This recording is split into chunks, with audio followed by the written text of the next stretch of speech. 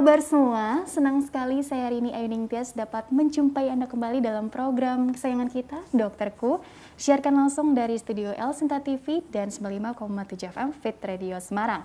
Seperti biasa, selama 1 jam ke depan kami akan menyajikan informasi seputar kesehatan Anda dengan tema kali ini mengenai gizi optimal di masa pandemi COVID-19 bagi penderita kanker. Bagi Anda yang ingin tanya langsung, silakan di 021 2520 666 atau bisa juga kirim pertanyaan Anda ke email kami di dokterkuelsinta@yahoo.co.id. Dan hari ini tentunya kita kehadiran dengan narasumber kita kali ini yaitu Dr. Ririn Haryani MS SPGK. Beliau adalah dokter spesialis gizi klinik dari Pusat Kanker Nasional Rumah Sakit Kanker Darmais Jakarta. Kita sapa dulu Dr. Ririn yang sudah hadir tentunya di samping saya pemirsa. Assalamualaikum warahmatullahi wabarakatuh, dokter. Waalaikumsalam warahmatullahi wabarakatuh. Selamat pagi, Mbak Rini. Iya, dokter Ririn pasti kabarnya sehat ya? Alhamdulillah sehat. Nutrisinya tercukupi dengan baik ya, dok? Amin. Ya? Amin. Dokter, kenapa sih kok bahasnya nutrisi gitu ya? Karena kan ini temanya kebetulan kan gizi optimal di masa pandemi COVID-19 bagi penderita kanker gitu ya. Yang kita tahu nih dok, orang awam, ini artinya terlepas dari menderita kanker atau tidak, kita kan perlu menjaga nutrisi kita dengan baik untuk setidaknya itu kekebalan kita ya dok ya, supaya terhindar dari ancaman penyakit apapun, artinya tidak hanya COVID-19 ini gitu ya dok ya. Nah ini menarik dok, karena ini fokusnya adalah bagaimana nih khususnya kebutuhan nutrisi bagi para penyandang kanker. Tentunya kan ada mungkin pembeda atau bagaimana gitu dok. Mengapa sih tema ini sangat menarik atau penting untuk kita bahas dokter di pertemuan kita kali ini? Silakan dokter Riri. Ya, terima kasih Mbak Rini. Jadi pada masa pandemi ini memang bukan hanya pada penderita kanker ya, pada pasien, pada masyarakat semua kan harus memang salah satu untuk new normal gizi seimbang. Apalagi pada penderita kanker, karena pada penderita kanker ini kita asupannya memang harus diperhatikan karena karena memang banyak penderita kanker yang imunitasnya menurun juga, apalagi pasien-pasien yang kanker yang masih dalam terapi. Nah ini juga kita harus perhatikan agar terapinya berjalan dengan baik, kemudian imunitasnya juga terjaga seperti itu. Jadi semua tata laksana pasien kanker yang sedang menjalani terapi ini bisa berjalan dengan baik. Ataupun pada pasien-pasien penyintas kanker yang sudah memang revisi. Nah kita harus tetap menjaga, karena bagaimanapun kan kita tetap berbeda antara pasien kanker dengan pasien yang masyarakat yang tidak ada kankernya. Jadi itu yang harus kita lebih perhatikan, terutama pada pasien-pasien yang sedang dalam perawatan gitu. Ya, jadi memang harus sesuai dengan kebutuhannya. Harus sesuai dengan kebutuhan masing-masing individunya ya dok ya. Walaupun tadi ada kata kuncinya nih dokter Ririn bilang perlunya gizi seimbang gitu ya dok ya. Apa sih nih maksud dengan gizi seimbang? Sama nggak sih dengan dulu sering dengar, oh kebutuhan gizi kita tuh ada 4 sehat 5 sempurna gitu ya dok ya. Sekarang kan lebih ditekankan gizi seimbang nih. Yang dimaksud dengan seimbang ini apa, dan tujuannya tadi kan supaya tadi target mungkin kalau lagi terapi kan jadi lebih optimal ya dok ya. Ataupun kalau yang sudah alhamdulillahnya survive ini untuk menjaga kualitas hidupnya ya dok ya. Gizi seimbang pengertiannya bagaimana dokter? Ya jadi gizi seimbang mungkin para pemirsa udah sering ya yang itu gambar tumpeng gizi seimbang. Jadi seimbang memang harus memenuhi semua zat gizi baik makro maupun mikronutrien gitu. Jadi tetap kita memenuhi kebutuhannya, karbohidrat harus terpenuhi, kemudian vitamin, protein. Nah ini yang protein, lemaknya juga perlu kita asup, kemudian vitamin mineral dari sayur dan buah. Jadi kita tetap makan makanan pokok, kemudian protein yang tinggi untuk mempertahankan imunitas, kemudian sayur buah sebagai sumber vitamin dan mineral seperti kita tetap asup, dan juga lemak tetap kita butuhkan, walaupun memang di gizi seimbang itu memang tidak boleh berlebihan. Jadi batasi lemak, garam dan gula. Selain itu di gizi seimbang nanti mungkin bisa dipaparkan di tumpengnya gitu. Jadi tetap ada minum air putih. Nah itu ya jangan lupa gitu kan. Supaya nggak dehidrasi kali ya dok. Betul gitu. Apalagi kita pakai masker gitu ya gitu. Itu juga kita jaga. Kemudian aktivitas fisik, walaupun kita aktivitas ini fisik. di pandemi, tetap kita harus ada aktivitas fisik, walaupun memang tidak sebelum, berbeda dengan sebelum pandemi ya, tapi tetap kita aktivitas fisik harus kita tetap lakukan seperti itu. Kemudian juga timbang berat badan, nah itu juga kita harus pantau. Kemudian yang sudah hampir semua kita ini adalah cuci tangan. Nah itu jadi sebenarnya gizi seimbang ini juga mirip-mirip dengan pada new normal, jadi harus cuci kebiasaan tangan, baru ya. kebiasaan baru seperti itu. Jadi berat badan ini pada penderita kanker kan banyak penderita kanker yang malnutrisi. Selain itu juga ada juga yang obes. Gitu. Oh iya. Jadi kanker Jadi nggak hanya awal ya malnutrisi betul. aja, Jadi dok, ya? tetap kita pertahankan pada kita untuk yang status gizi normal. Iya. Nah mungkin berbeda dengan yang 4 sehat 5 sempurna adalah seperti itu. Kalau seimbang lebih lengkap, variatif ya, begitu ya dok betul. ya. Artinya kan begini ya dok ya. Tadi kadang kalau sudah dinyatakan kanker tuh jadi membatasi makan ini itu. Betul. Khawatirnya tadi yang Iya. dokter bilang banyak yang malnutrisi. Tapi ada juga yang obes juga gitu ya dok ya. Jadi ini harus patokannya apakah memang dilihat dari berat badan yang idealnya juga atau bagaimana ya dok ya? Betul. Jadi kita melihat sesuai dengan berat badan ideal. Dengan tinggi badan kita lihat tinggi badan, berat badan idealnya berapa sih, seperti itu. Nah nanti kita yang malnutrisi memang lebih banyak yang kurang gizinya ya. Karena kan gitu memang kan. dari penyakitnya sendiri Betul. kan membuat berat badan jadi turun selain drastis ya dok. selain karena penyakitnya, kemudian terapinya juga dia akan berdampak pada seperti itu. Kemudian pada awal-awal yang pasien-pasien yang kayak kanker payudara yang kayak gitu kan banyak yang obes juga, yang itu juga memang harus diperhatikan. Di awal-awal ya dok ya. Yang awal-awal kanker itu kan biasanya awal itu juga ada sebagian yang memang obes karena salah satu faktor risiko kanker payudara adalah kegemukan seperti itu. Nah, memang harus kita pantau seperti itu. Tapi intinya begini, selain nutrisi juga jangan lupa juga tadi dokter bagus sekali menjelaskan tentang ada aktivitas fisik gitu. Karena ini artinya saling ngeling gitu ya dok. Betul. Ya? Berkaitan gitu. Betul. Terus istirahat yang cukup juga, Betul. mengelola stres juga kan kita juga sering dengar dari Kemenkes kan ada himbauannya juga ya dok untuk menjaga gaya hidup yang sehat seperti itu. Artinya bagaimana dok? Nutrisi ini akan memang menjadi patokan yang utama juga atau memang jangan lupakan juga tadi peran-peran yang lain juga ya dok ya. Dan ini sangat individual ya dok ya pendekatannya. Ini maksudnya jadi kita tidak bisa samakan mungkin treatment satu orang dengan orang lainnya, belum juga kankernya kan berbeda-beda ya dok. Jadi betul ya, jadi untuk gaya hidup ini bukan hanya nutrisi aja, jadi nutrisi salah satu dari gaya hidup untuk salah satunya untuk gimana daya tahan tubuh kita terjaga dengan baik. Jadi selain asupan nutrisi yang tadi itu seimbang, kemudian aktivitas fisik itu yang kelola stres, bukan kita nggak bisa menghindari ya, itu kelola stres seperti itu aja deh. Bagaimana mengelola? Hindari kayaknya nggak mungkin ya, dok ya. Selagi masih hidup pasti ada stres ya. Betul.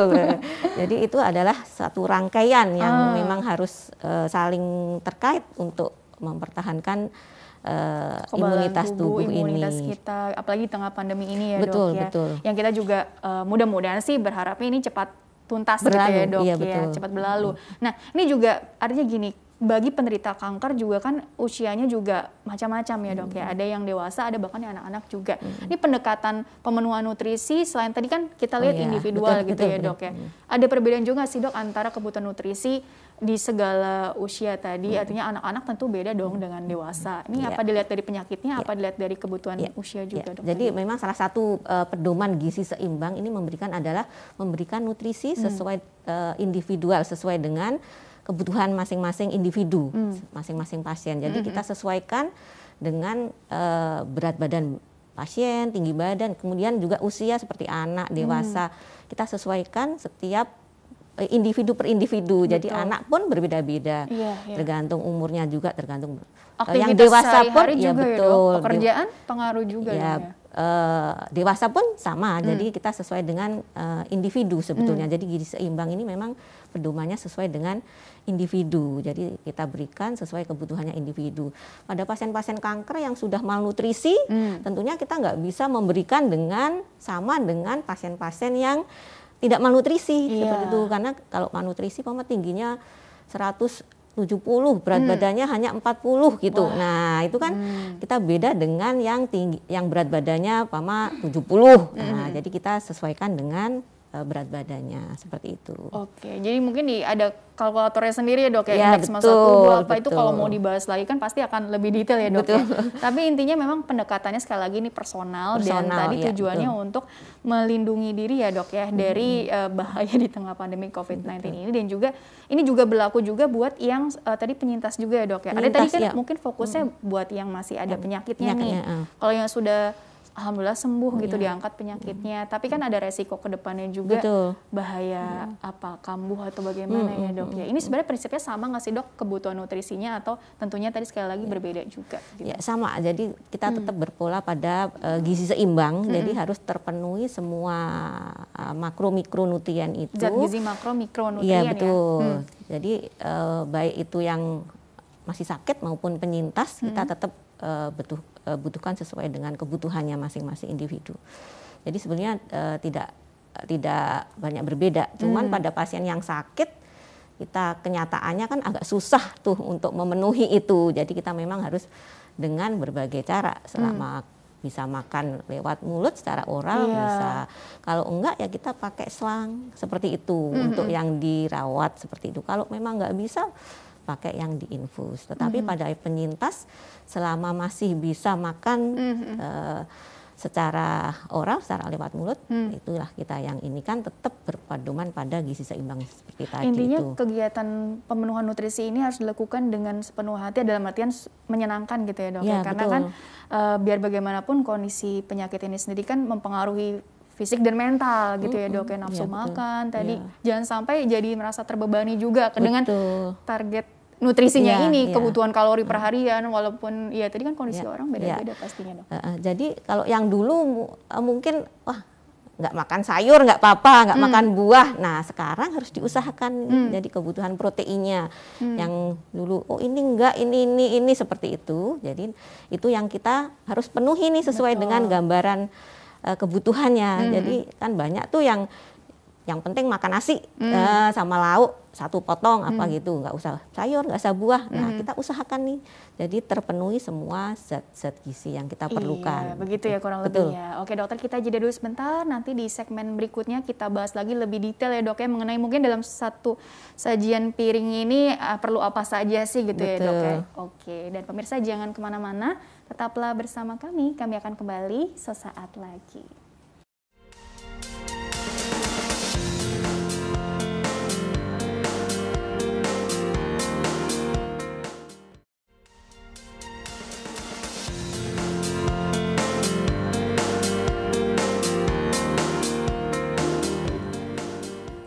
Ya pemirsa, terima kasih Anda masih bersama kami di program Dokterku, masih membahas mengenai gizi optimal di masa pandemi COVID-19 bagi penderita kanker bersama dengan Dr. Ririn Haryani, MS SPGK, dokter spesialis gizi klinik dari Pusat Kanker Nasional Rumah Sakit Kanker Darmais Jakarta. Dr. Ririn, kita lanjutkan kembali diskusinya ya. Kali ini ada bantuan slide presentasi ya yang sudah Dr. Ririn persiapkan dari Rumah Sakit Kanker Darmais tentunya ya. Jadi situasi saat ini di Indonesia ini ada data-data dari Riskesdas ya dok ya. Mungkin apa yang bisa dokter paparkan, dan ini juga ada data terkini nih Februari 2021. Ini kaitannya dengan tema ini apa dokter? Ya, jadi sesuai dengan tema ini, kita kanker nih semakin naik juga sesuai Riskesdas, dan di pandemi ini sesuai kita tahu ya, COVID tetap naik terus, jadi seiring naiknya kanker juga seiring naiknya COVID. Dan yang dari data itu kita dapatkan bahwa penyakit penyerta itu mungkin ada di slide. Coba di slide berikutnya. Penyakit penyerta. Ya, penyakit penyerta ini kanker masuk 10 di dalamnya ini, selain seperti hipertensi, diabetes pada pasien yang ada penyertanya di pasien COVID. Jadi ya ini salah satunya kanker masuk di sini. Jadi mungkin seperti komorbid gitu ya dok ya. Sudah ada kanker, ya Allah terkena COVID gitu ya dok. Banyak ya kasusnya seperti itu ya dok kami ya. juga merawat di Rumah Sakit Darmais, kami juga merawat pasien-pasien kanker dengan COVID juga seperti itu. Jadi semoga pada lekas sembuh deh ya gitu ya. Coba slide berikutnya lagi kalau gitu ya dok ya. Nah ini yang kebiasaan baru yang salah satunya tadi memang gizi seimbang. Ini Bapak Ibu sekalian kayaknya setiap hari ya sudah ini. biar makin melekat gitu dong. Betul. Jadi tetap wajib jaga jarak, pakai masker, kemudian cuci tangan itu yang memang bersih. Terus gizi seimbang itu salah satunya yang di dalam rangkaian-rangkaian semuanya yang memang harus kita jalanin di masa pandemi ini seperti itu ya. Rajin olahraga tetap walaupun pandemi kita tetap jalankan sesuai dengan kemampuan kita, lingkungan kita seperti itu. Kemudian nggak boleh say hello aja, kemudian memang gunakan uang elektronik Namaste, gitu ya. Ya.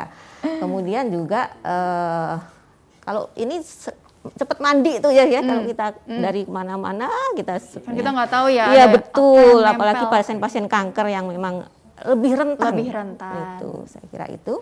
Oke, baik. Ya. Jadi intinya sih sebenarnya untuk tadi rajin cuci tangan karena kan dari cara pengolahan makanan itu juga perlu diperhatikan ya dok ya. Artinya kan jangan sampai ada yang jadi kotor atau apa, bakteri menempel, virus menempel karena pengolahannya ini yang kurang bersih gitu maksudnya. Betul. Dari untuk produksi makanan memang kita food safety itu harus cuci tangan memang bersih seperti itu. Tetapi untuk hari-harian untuk kehidupan kebiasaan baru juga itu kan harus tetap sekali cuci tangan. Intinya untuk terhindar dari ancaman penyakit apapun sih gitu ya. Iya betul. Megang mulut nanti takutnya gitu kan. Habis dari pegang ini, pegang. Waduh, coba next slide dulu lagi ya. Nah ini tadi Mbak Rini yang memang gizi seimbang tadi yang kita sangat perlukan. Nah ini juga berapa kebutuhannya tadi itu untuk setiap individu tentunya berbeda-beda, tetapi harus ada tuh seperti itu. Yang pertama yang bawah itu adalah makanan pokok itu bisa 3-4 porsi itu, tetapi jumlahnya nanti sesuai kebutuhannya atau 50-60% dari total kalori seperti itu. Mengapa bentuknya tumpeng? Jadi yang paling bawah tuh yang paling besar, porsinya paling gede besar, gitu. Kemudian naik ke step berikutnya itu adalah buah dan sayur seperti itu. Nah ini yang sering-sering terlupakan dulu nih pasien-pasien atau bapak ibu semuanya juga kan makan buah sayur tuh kadang-kadang sekali sehari gitu, padahal kita perlu kalau ingat dok. Iya betul, 3-4 porsi untuk sayurnya, kemudian 2-3 porsi untuk buahnya itu. Kemudian lauknya ini kita harus yang tinggi protein memang. Tinggi protein. Ya, jadi semua sih sebenarnya kita boleh pada pasien kanker seperti ikan, ayam, daging. Kan banyak tuh yang menghindari daging. Sebenarnya masih boleh daging. Seminggu tuh masih bisa 300 gram, seminggu masih bisa 2-3 kali sehari, seminggu masih bisa. Kemudian tetap telur, itu kan tahu, tempe juga kita perlukan. Kemudian yang paling atas nih, yang memang yang lebih kecil tumpengnya adalah yang tetap kita perlukan, tetapi kita batasin, gitu ya? Yaitu garam, gula, sama minyak. Yaitu garam itu 1 sendok teh, kemudian gulanya kita masih bisa 4 sendok makan sehari, kemudian minyaknya 5 sendok makan sehari. Kemudian tadi itu yang harus minum air putih, aktivitas fisik, cuci tangan, kemudian penimbang berat badan.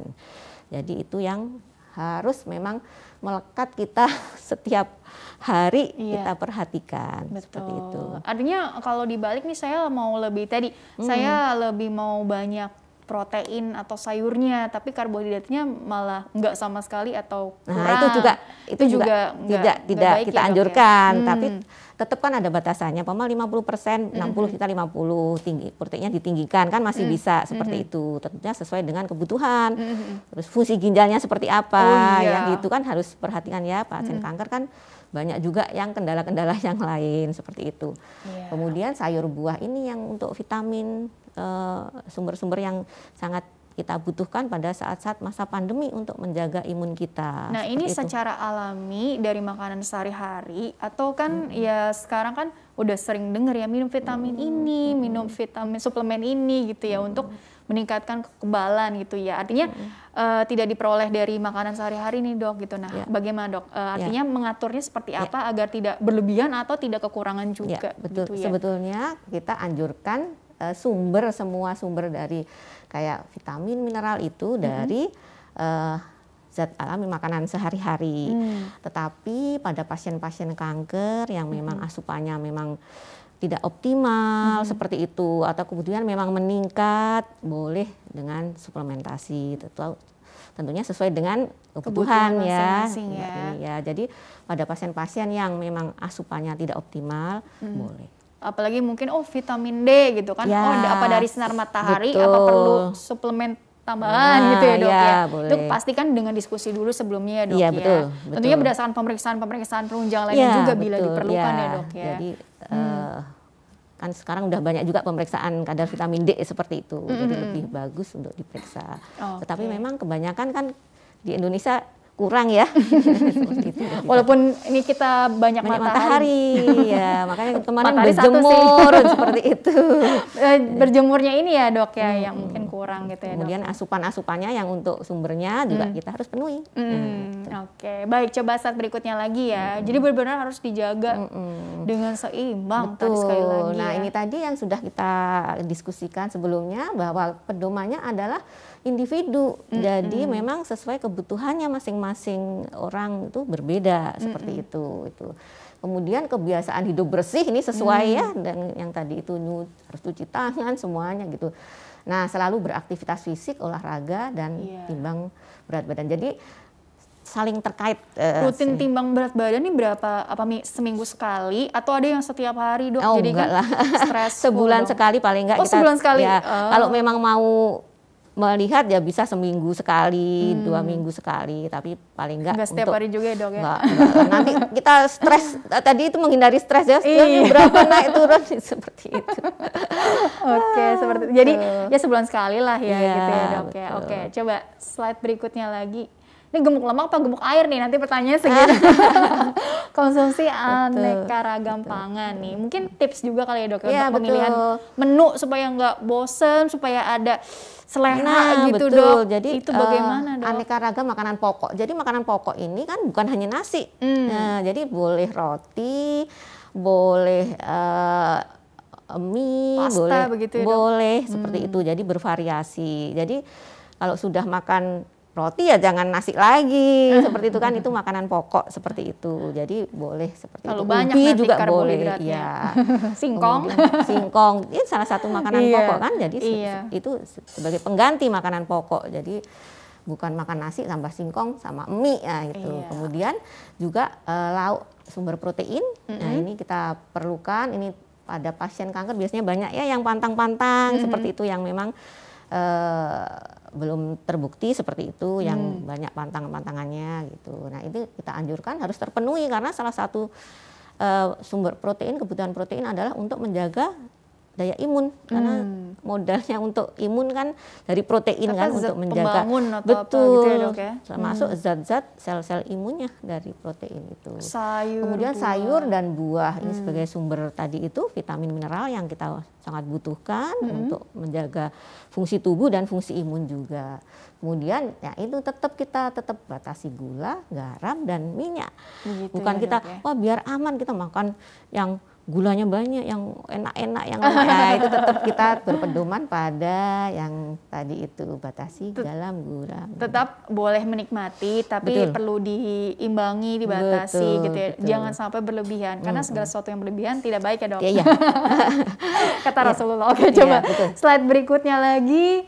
Coba ingat dan biasakan ini yang tadi itu. Jadi selain aneka ragam, kemudian hindari makanan juga makan buah sayur, syukuri dan nikmati aneka ragam makanan tadi itu.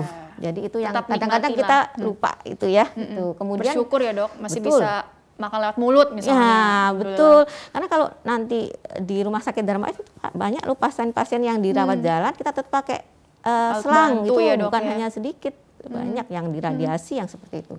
Nah ini juga yang sering dulu makan, biasakan sarapan pagi. Nah ini kadang-kadang sarapan pagi lupa gitu, atau tidak dibiasakan gitu. Nah ini sebetulnya sarapan pagi ini sangat kita perlukan, karena untuk modal aktivitas untuk kegiatan sehari-hari. Betul. Kemudian tetap batasi yang tadi itu ya, makanan yang manis, makanan yang berlemak, goreng-goreng nih sekarang harus batasi.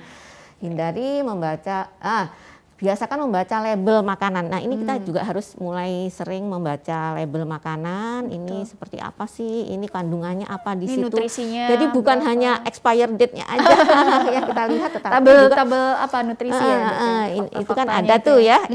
Ininya gulanya banyak apa enggak sih, lemaknya seperti itu. Kemudian minum air putih ini harus tetap kita jaga walaupun kita sering pakai masker gitu ya. Karena dulu langsung kita copot agak susah gitu. Cuci tangan pakai sabun dengan air mengalir sudah jadi kebiasaan baru kita.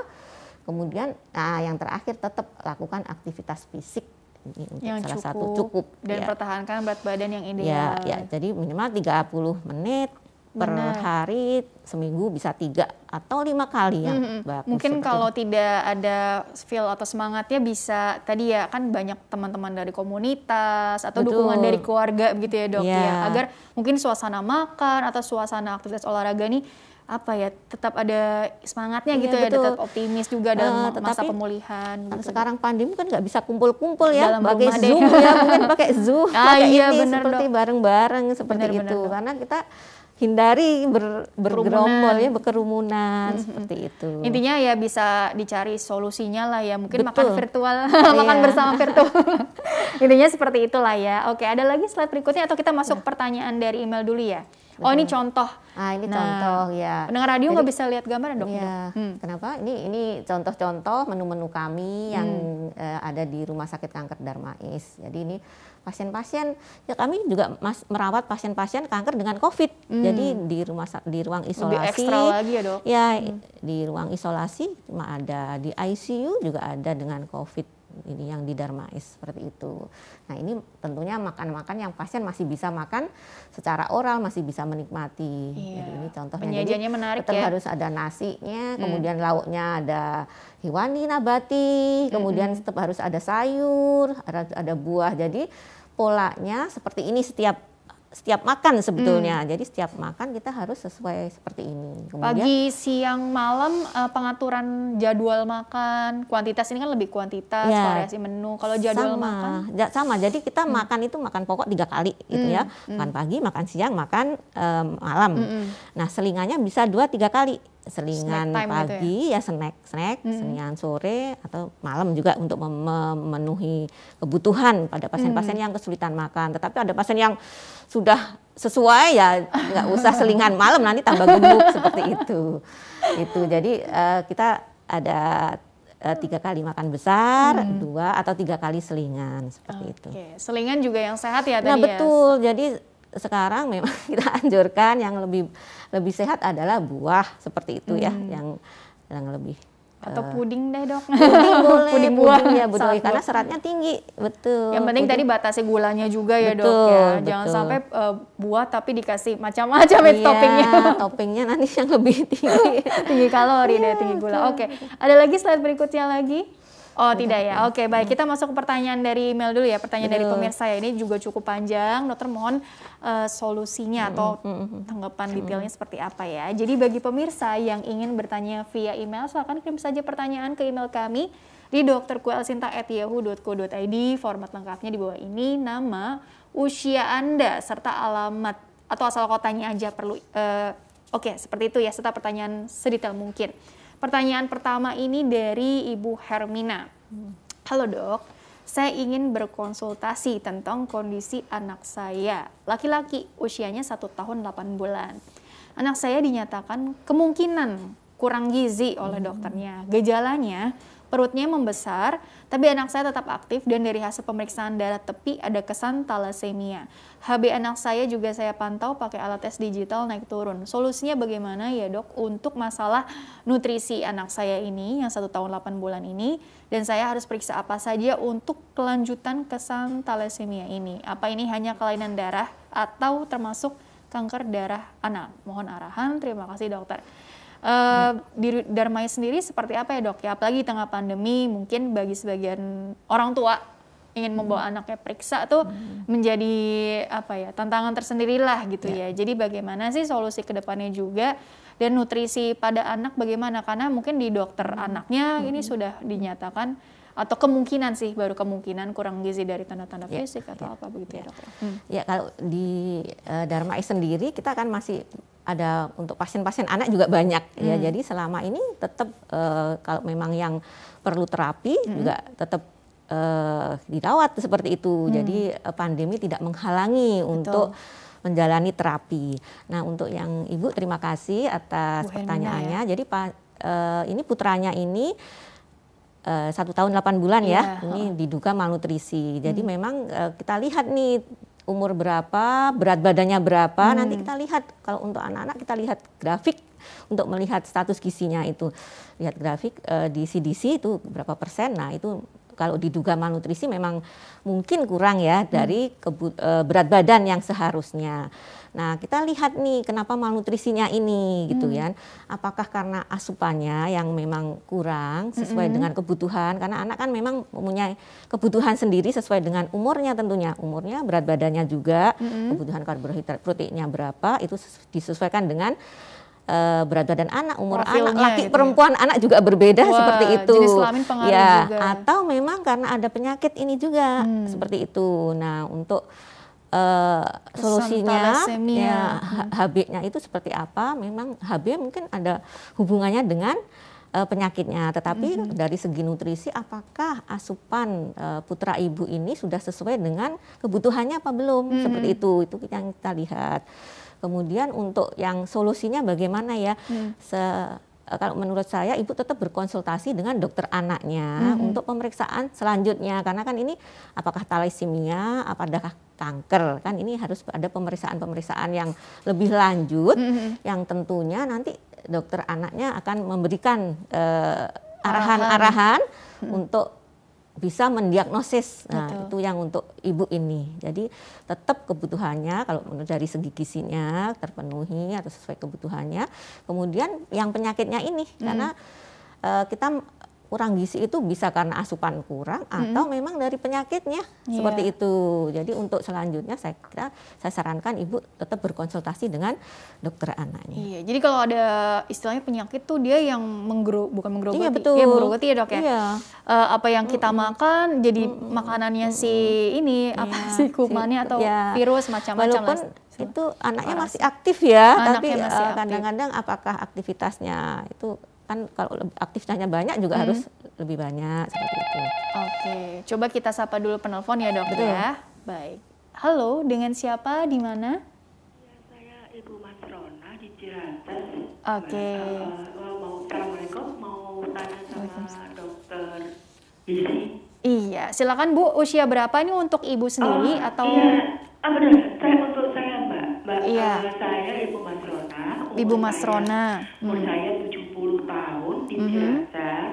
Mau menanyakan, nih saya ada ginjal saya tinggal 1. Ginjal tinggal 1. Kemudian ada kanker juga. Kanker apa Bu? Kanker mame tapi udah dioperasi semuanya. Yang 1 itu sebelah kanan juga udah dioperasi, ada kankernya ya. Kemudian sekarang tinggal 1 yang mau saya tanyakan. Saya boleh makan apa saja yang saya boleh dimakan, artinya baik itu lauk pauk atau sayur ataukah itu buah, saya harus makan buah apa gitu dokter? Ya. Dokter ada yang ditanyakan dulu ke Ibu Masrona? Ya, cukup. Sudah cukup ya? Mungkin bisa langsung tanggapan kalau begitu ya. Oke, silakan. Ya, terima kasih Ibu Masrona ya atas pertanyaannya. Jadi pada pasien-pasien ini pasien kanker yang ginjalnya tinggal 1, kita lihat dulu Ibu fungsi ginjalnya ini. Ginjal 1 sebenarnya tidak mempengaruhi yang lain selama fungsi ginjalnya ini masih dalam kadar normal. Jadi yang kita perhatikan memang pada pasien-pasien dengan gangguan ginjal adalah sumber proteinnya. Kebutuhan kalori tetap kita sesuaikan berat badan ibu.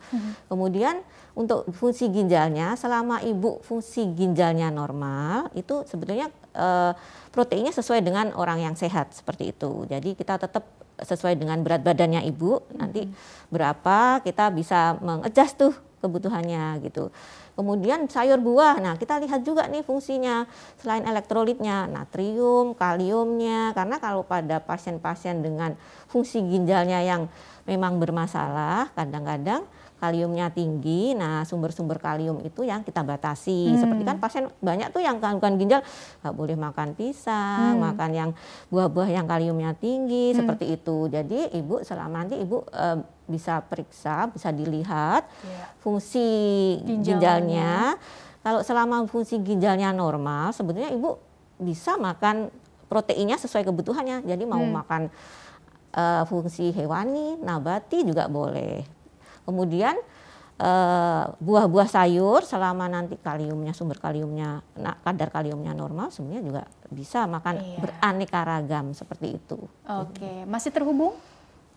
Oh, sudah terputus ya. Tapi memang dipastikan dulu ya, tadi fungsi ginjalnya ini sudah seperti apa sih statusnya. Yang satu itu. Gitu ya. Kalau misalnya normal tadi protein sesuai kebutuhan aja. Iya, masih bisa. Terus karena kalau yang sudah gangguan ginjal kan kita restriksi. Kita kurangi kebutuhan protein sesuai dengan keadaan fungsi ginjalnya itu. Dan buah juga tadi dievaluasi lagi ya, Dok ya. Kadar natrium, kaliumnya itu pemeriksaannya. Pemeriksaan gitu ya. Kalau memang ternyata perlu membatasi kalium, berarti yang pisang. Ya, yang seperti itu yang kita hindari ya, yang sayur-sayuran yang. Tapi memang ada baiknya dilakukan pemeriksaan detail dulu ya, supaya nanti enak itu. Gitu. Kalau menduga-duga kan, aduh kurang tepat gitu ya, Dok. Jadi kalau ginjal satu juga Bu mesti hati-hati karena kita harus menjaga nih tinggal satu. Jadi makanan memang harus sehat, makanan yang diawet, yang memang kan yang diawet banyak-banyak asin-asin tuh natriumnya seperti itu. Dan lebih banyak makan makanan yang segar. Kemudian yang jaga gitu ya. Jaga minuman kan kalau yang keripik-keripik yang gitu kan memang banyak asin-asinnya. Nah, itu kan kita harus bisa dihindari. Jadi harus itu. lebih selektif lebih segar, ya. kemudian juga minum, jangan lupa asupan minumnya. Oke, tapi kebutuhan cairan sendiri juga disesuaikan dengan selama masih fungsi ginjalnya masih normal, kita sama seperti orang-orang yang kita sehat. Tidak terlalu ketat gitu ya. Kecuali yang sudah harus hemodialisis, harus cuci darah. Nah, itu kita harus balanya benar nih, berapa yang keluar di kencingnya atau masih keluar kencing apa enggak. Itu kondisi kan ada khusus gitu. ya. Betul, selama masih bisa gitu. kita masih tetap. Baik, Dokter, terima kasih penjelasannya. Mudah-mudahan tadi jawabannya sangat membantu Ibu Mas Rona ya. Insya Allah jawabannya bisa memberikan pencerahan gitu ya, Dok ya, untuk langkah-langkah berikut yang perlu diambil. Oke, Dokter, kita move on ke pertanyaan berikutnya nih dari pertanyaan email ya. Ini pertanyaan juga menarik nih dari Ibu Hana, usia 30 tahun dari Depok.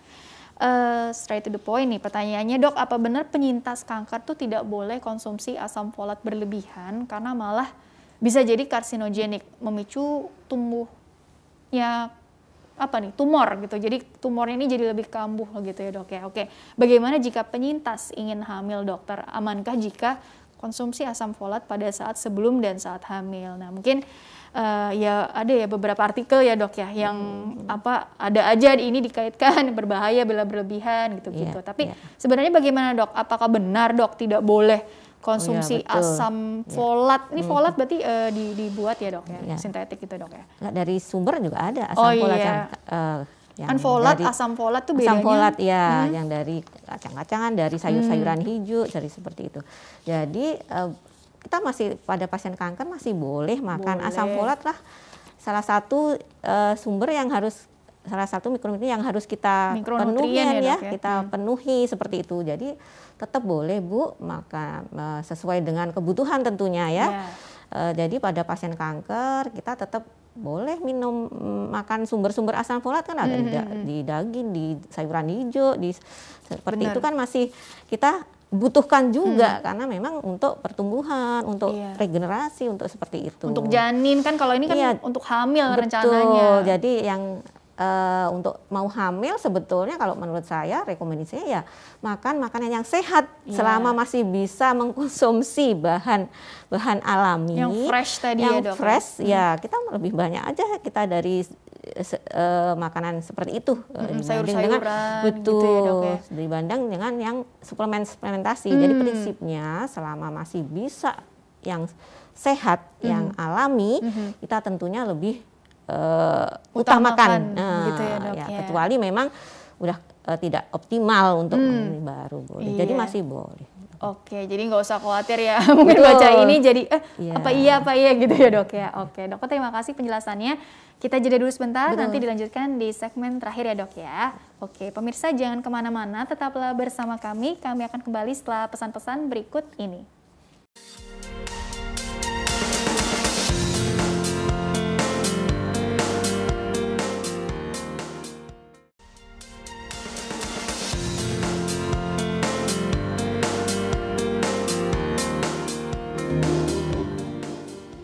Ya pemirsa, terima kasih Anda masih bersama kami di program Dokterku, masih bersama dengan Dr. Ririn Haryani MS SPGK. Beliau adalah dokter spesialis gizi klinik dari Pusat Kanker Nasional Rumah Sakit Kanker Darmais Jakarta. Masih membahas mengenai gizi optimal di masa pandemi COVID-19 bagi penderita kanker. Dan Dr. Ririn dilanjutkan kembali ya. Jadi memang sekali lagi ini untuk meningkatkan kekebalan atau daya tahan tubuh gitu ya dok ya. Tadi dokter sudah memaparkan gizi optimal itu seperti apa sih gitu. Jadi jangan sampai kelupaan juga zat gizi makro, mikro, dan gaya hidup yang sehatnya juga gitu ya dok ya. Mungkin sekali lagi perlu ditekankan dokter karena kan ya apa ya kadang tuh naik turun juga nih gitu kan namanya kondisi mood seseorang, apalagi kan dinyatakan seperti ini gitu kan. Jadi kira-kira bagaimana solusinya juga supaya secara fisik, mental kuat sehingga terhindar dari ancaman penyakit apapun. Ya, tentunya nutrisi juga harus ditekankan. Jadi mungkin Bapak Ibu yang penderita kanker ataupun semuanya yang pertama tetap semangat ya, terutama pada pasien-pasien kanker. Kita tahu bahwa untuk ke rumah sakit aja kita ada kesulitan tersendiri karena kita masuk harus screening, harus seperti itu ya, untuk dirawat harus kita kadang melelahkan tes seperti itu. Jadi memang itulah salah satu new normal kami, jadi untuk saling menjaga seperti itu.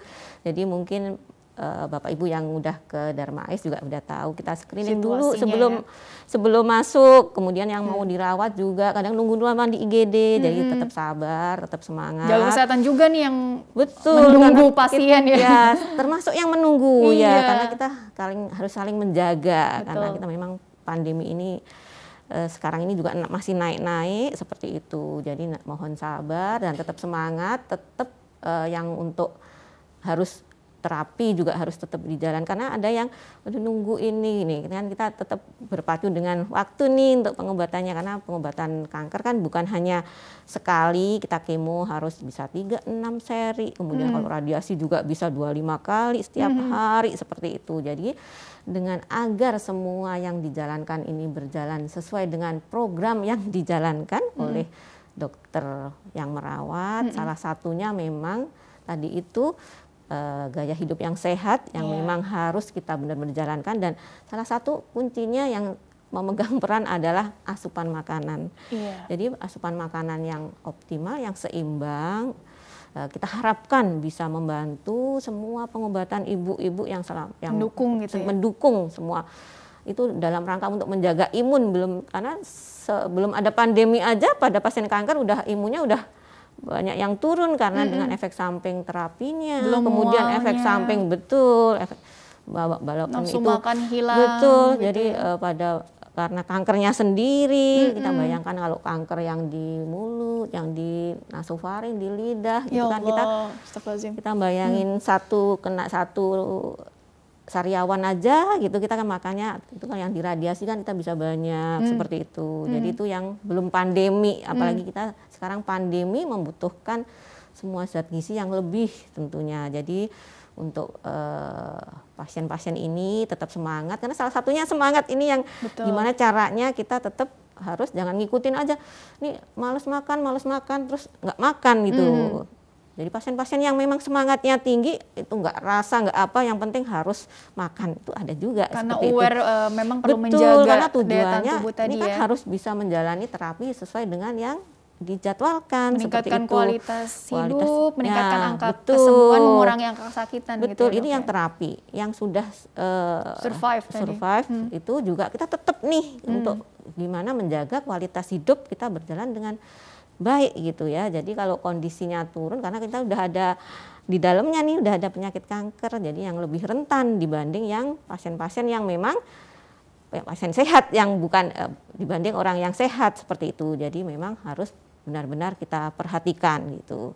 Jadi baik yang lebih terapi, yang penyintas seperti itu, tetap kita perhatikan. Jadi closing statementnya kalau begitu singkat saja dokter mengenai tema hari ini, silakan. Yaitu gizi optimal pada pasien kanker, kita bisa mendukung, mempertahankan daya tahan tubuh yang memang kita perlukan, kita pertahankan di masa pandemi ini. Gitu. Oke, baik Dokter Ririn, terima kasih telah berbagi ilmunya di sini. Insya Allah membawa banyak manfaat untuk orang banyak, sukses dan berkah selalu untuk dokter dan ilmu dokter ini ya. Amin ya rabbal alamin. Dan pemirsa, terima kasih juga Anda telah mengikuti program ini. Saya Rini Ayuning Tias beserta seluruh kru yang tugas mohon undur diri dari hadapan Anda. Sekian dan sampai jumpa.